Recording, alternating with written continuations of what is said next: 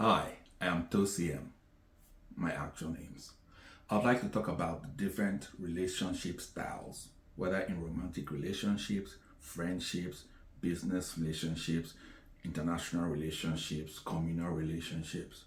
The first I would like to talk about is the independent relationship style. Now, granted, we can have independent nations, independent individuals, or dependent nations and dependent individuals.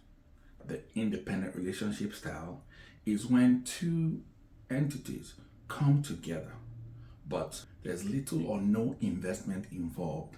It's more like, even if there's an investment, it's somewhat superficial. So at the end of the day, it's more of self interest. They are unhealthy relationship styles. Now, let's talk about the second one, which is the dependent relationship style. Now, here, the reason it's unhealthy is because there is no investment from one angle while the other one invests so much. So, in an independent relationship style, both parties don't really invest. They invest minimally, so they're not committed to anything. But in the dependent relationship style, one party invests so much and then the other party takes so much. So it becomes more like a benefactor beneficiary sort of relationship. It's unhealthy and it's toxic.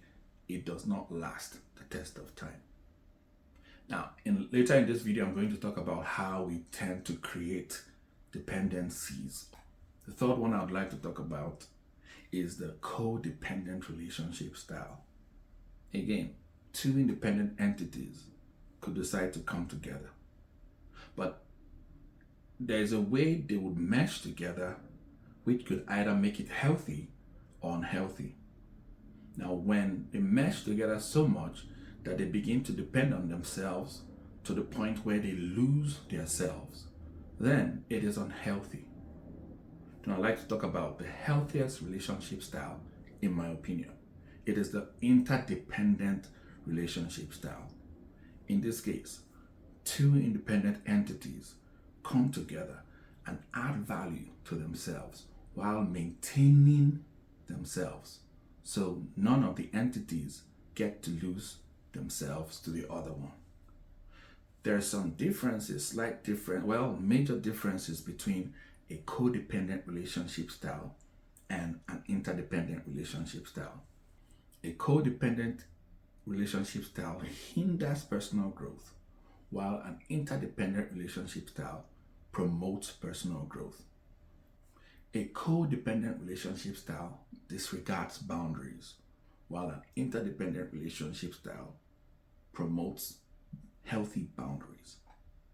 A codependent relationship style is filled with resentment, while an interdependent relationship style fulfills needs. A codependent relationship style lacks personal responsibility or accountability, while an interdependent relationship style promotes accountability and responsibility. A codependent relationship style sometimes has unconscious manipulation, while an interdependent relationship style has no hidden agenda. It's pure. Now, to talk more about how we create dependencies or the dependent relationship style, it's in giving, whether skill, products, services. The way we give will determine whether it's a toxic giving or a healthy giving. Now, when you give the first time, free of charge, because gifting is always free, right? When you add value to somebody the first time that is not paid for, what happens is it creates appreciation, right? For the person. What it does for you is that it creates acceleration. Now, when you give to a person a second time free of charge, there's no value added, as in reciprocation, right? What you get from the person is anticipation. But what happens to you is you get a sense of purpose. Oh, now I have purpose.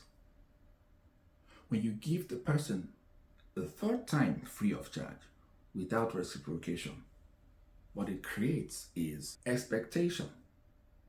This person, individual, entity, structure, system begins to expect from you, has this sense of expectation. And what it does for you is it creates necessity. You begin to feel necessary to the person or to the entity or to the individual. Now, when you give to a person a fourth time, it creates entitlement. The person begins to feel entitled, or the group, or the nationality, or the structure, or the system. Now, what it does for you is you begin to feel essential. You feel like you're essential to those people, or to those group of people, or to that person.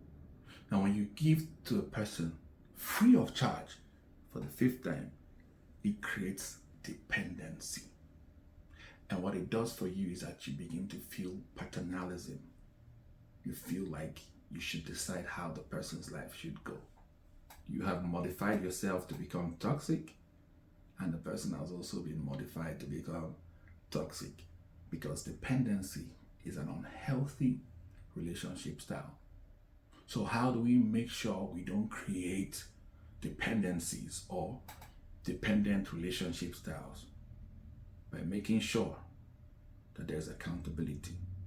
And instead of gifting, we'll find a way to groom people or individuals or entities to become responsible, to give back, to work towards their own progress, to create opportunities for them to grow and develop themselves, to self-manage, to self-organize, and not to be dependent on us, either as individuals, corporations, entities, or what have you.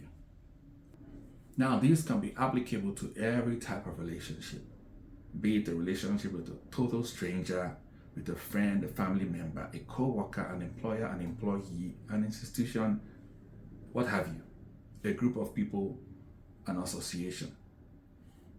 Let me know what you think in the comment section.